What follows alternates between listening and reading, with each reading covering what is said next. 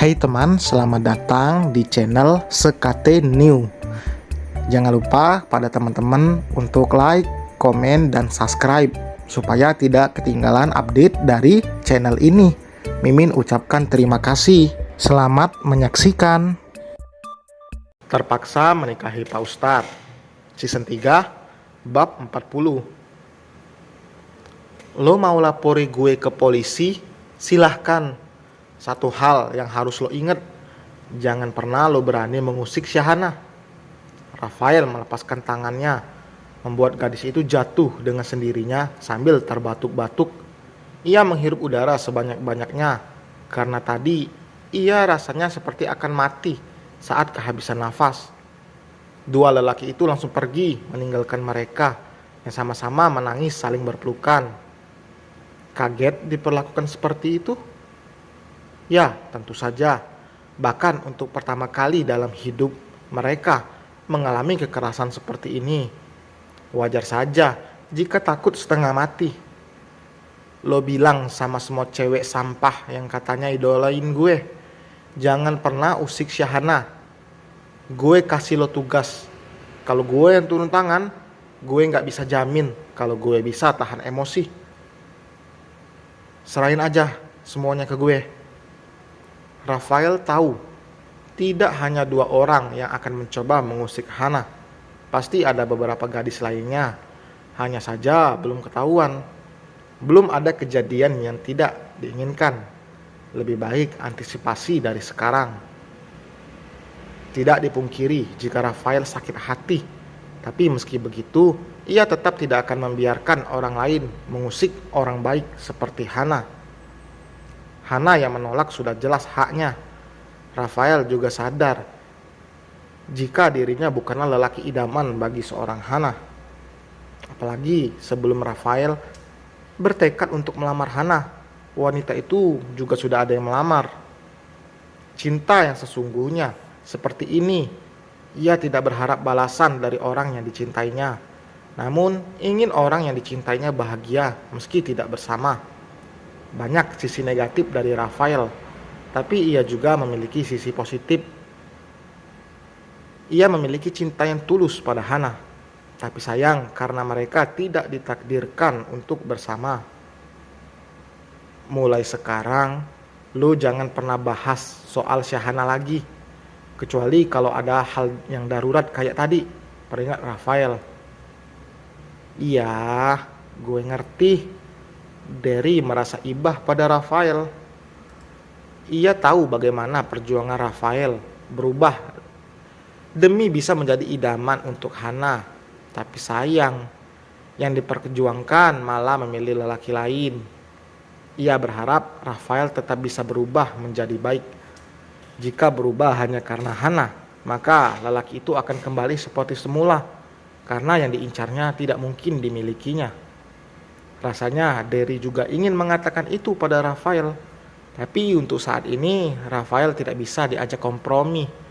Bisa-bisa Derry diberi bau mentah oleh Rafael. Sebelum kelas Hana usai, Matiin sudah menunggu di luar kelas, membuat beberapa orang memperhatikan lelaki itu. Hana, Alia, dan Gita juga sama-sama kaget karena Matiin ada di sana.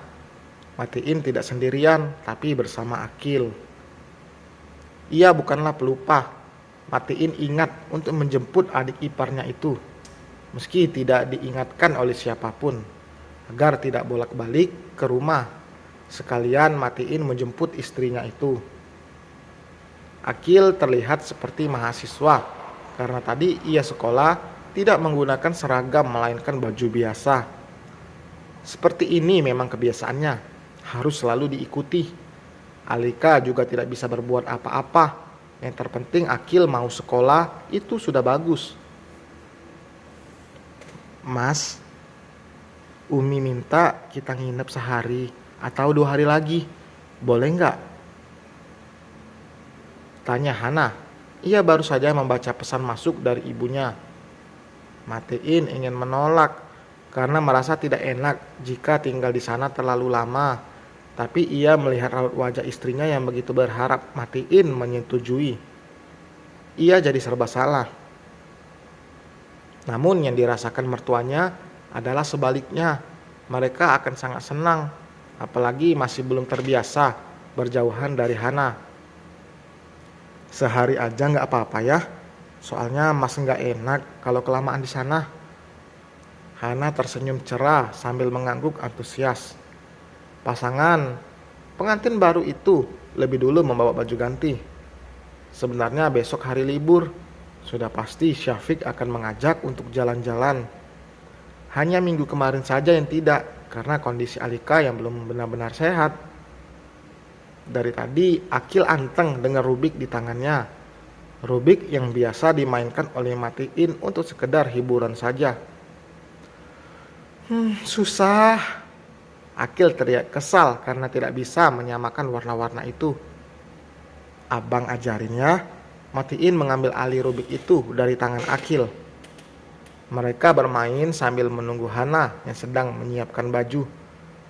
Sengaja Hana bawa baju lebih karena pasti sang ayah kan mengajaknya untuk jalan-jalan.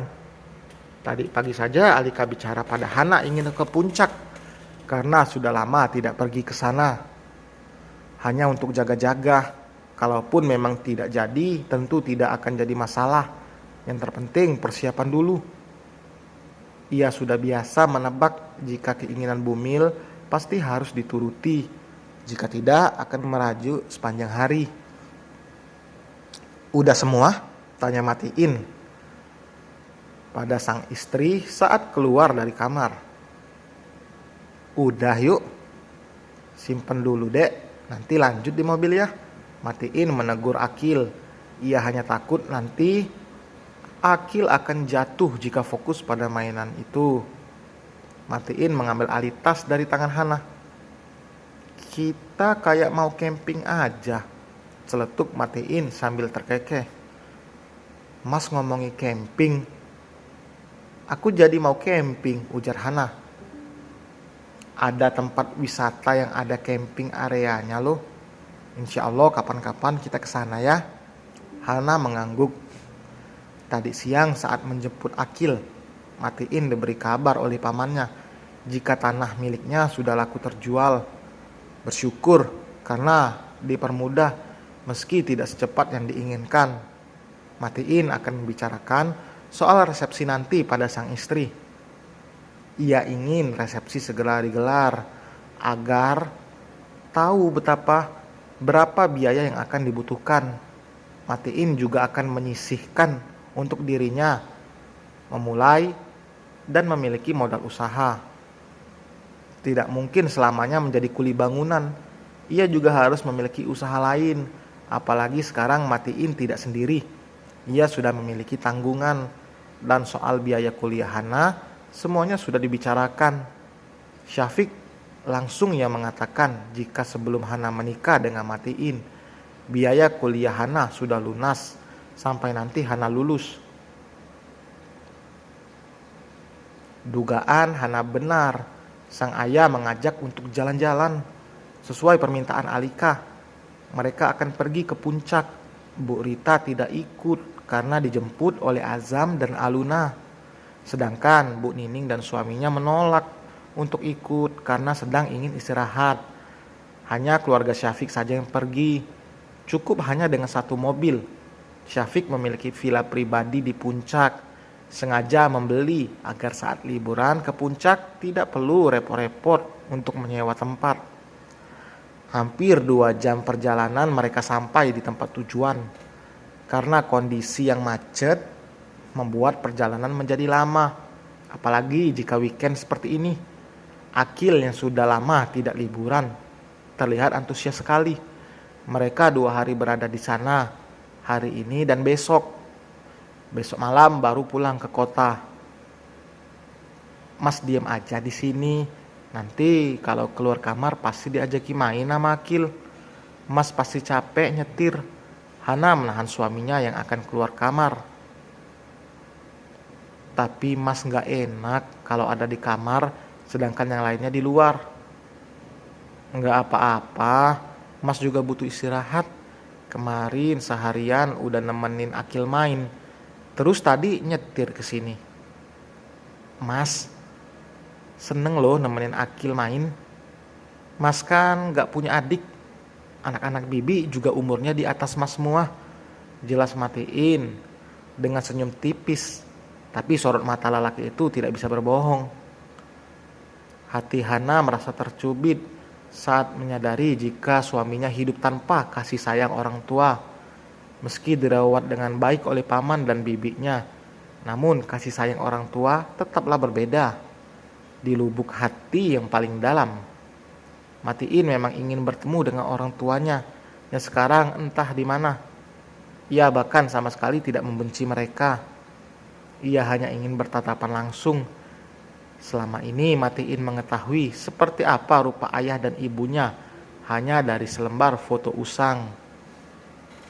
Mata Hana berkaca-kaca, membayangkan betapa beratnya hidup Matiin. Ditinggalkan orang tuanya saat ia masih belum mengerti dengan masalah yang ada. Rasanya pasti sangat menyesakan saat melihat anak-anak lain bersama dengan orang tua. Namun Matiin hanya memiliki paman dan bibi. Tapi apapun yang ia miliki, Matiin selalu bersyukur. Bahkan dari awal menikah sampai saat ini, Hana belum pernah sekalipun mendengar suaminya itu mengeluh. Hana harus banyak belajar dari suaminya, karena selama ini dirinya hidup serba ada dan berkecukupan dengan orang tua yang lengkap. Kamu kenapa nangis? Ada yang sakit kah? Tanya Matiin khawatir. Hana tidak menjawab. Ia langsung berhambur memeluk Matiin. Meski tidak mengatakan secara langsung, tapi Hana bisa melihat kepedihan di mata Matiin saat lelaki itu bicara tadi. Mas, jangan menanggung semuanya sendiri. Sekarang ada aku. Kita harus saling berbagi. Bukan soal bahagia saja, tapi rasa sedih juga. Hati Matiin bergetar mendengar itu. Perlahan air mata lelaki itu luruh, menandakan dirinya sebenarnya rapuh, namun selalu menyembunyikan dari orang-orang terdekatnya.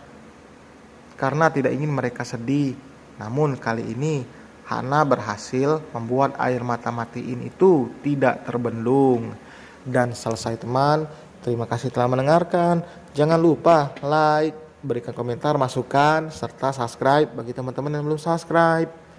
Ya, sampai berjumpa di bab berikutnya. Bye.